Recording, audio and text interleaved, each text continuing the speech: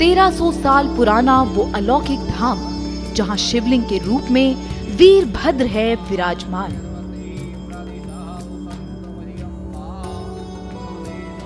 जहां शिव ने वीरभद्र को गले लगाकर शांत की थी क्रोध की अग्नि, जहां शिव की जटा के रौद्र रूप ने लाई थी प्रलय। ऋषिकेश को तीर्थ नगरी कहा जाता है। ये सदियों से ऋषि मुनियों की तपोस्थली रही है। यही ऋषिकेश हिंदुओं की आस्था का केंद्र भी है। ऋषिकेश में कई पौराणिक मंदिर और तीर्थ स्थल मौजूद हैं। उन्हीं में से एक है वीरभद्र मंदिर।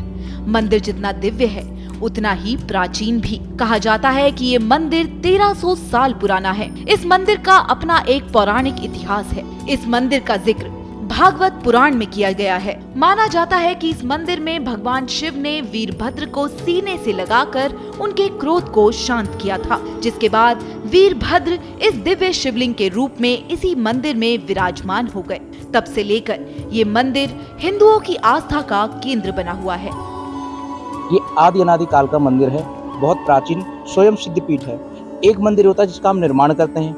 ये है स्वयंभू शिवलिंग जो अपने आप से प्रकट। ये शिवलिंग कोई स्थापित की हुई नहीं है, लेकिन हाँ, जो मंदिर का ढांचा है, जो आप मंदिर देख पा रहे हैं, वह 1300 वर्ष पुराना है। चलिए अब आपको इस प्राचीन मंदिर से जुड़ी कहानी के बारे में विस्तार से बताते हैं।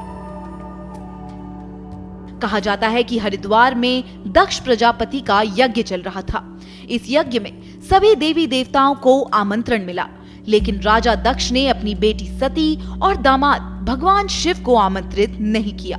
भगवान शिव के मना करने के बावजूद भी माता सती उस यज्ञ में चली गई। माता सती का मानना था कि वह उन्हीं का घर है, तो आमंत्रण की कोई जरूरत नहीं है। सती यज्ञ में पहुंची तो उन्होंने देखा कि वहां सभी देवी देवताओं की मौजूदगी में यज्ञ चल रहा था। ये देखकर माता सती ने अपने पिता राजा दक्ष से सवाल किया कि उन्हें आमंत्रित क्यों नहीं किया गया। यह सुनकर राजा दक्ष ने भगवान शिव के लिए कई अपशब्द कहे। माता सती भगवान शिव का अपमान सहन नहीं कर पाई और उन्होंने हवन कुंड की अग्नि में कूदकर खुद की आहुति दे दी। जब भगवान शिव को यह पता चला तो उन्हें बहुत गुस्सा आया।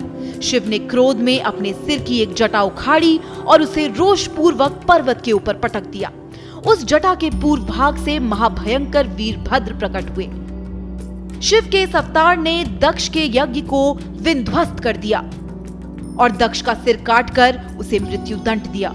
लेकिन इसके बाद भी वीरभद्र का क्रोध शांत नहीं हुआ। रास्ते में जो भी दिखता वो उसका गला काट देते। जब वीरभद्र ऋषिकेश पहुंचे तो भगवान शिव ने वहां उन्हें गले लगा लिया, जिसके बाद वो शांत हुए और वहीं शिवलिंग के रूप में विराजमान हो गए। तभी से लेकर इस क्षेत्र को वीरभद्र क्षेत्र और इस मंदिर को वीरभद्र मंदिर के नाम से जाना जाता है। यहाँ भगवान शंकर ने अपनी जटाओं के द्वारा वीरभद्र जी को प्रकट किया था, इसलिए ये मंदिर वीरभद्र महादेव के नाम से जाना जाता है। पौराणिक इसकी यही मान्यता है। शिवरात्रि का मेला अच्छी तादाद में लगता है। यहाँ काफ़ी श्रद्धालु आते हैं, पूजा पाठ करते हैं। वीरभद्र मंदिर उत्तराखंड का एक प्रसिद्ध सिद्धपीठ है। इस मंदिर का इतिहास आदि अनादि काल से जुड़ा है। यही वजह है कि इस मंदिर में भक्त दूर दूर से दर्शन के लिए आते हैं। साल भर यहाँ भक्तों का तांता लगा रहता है।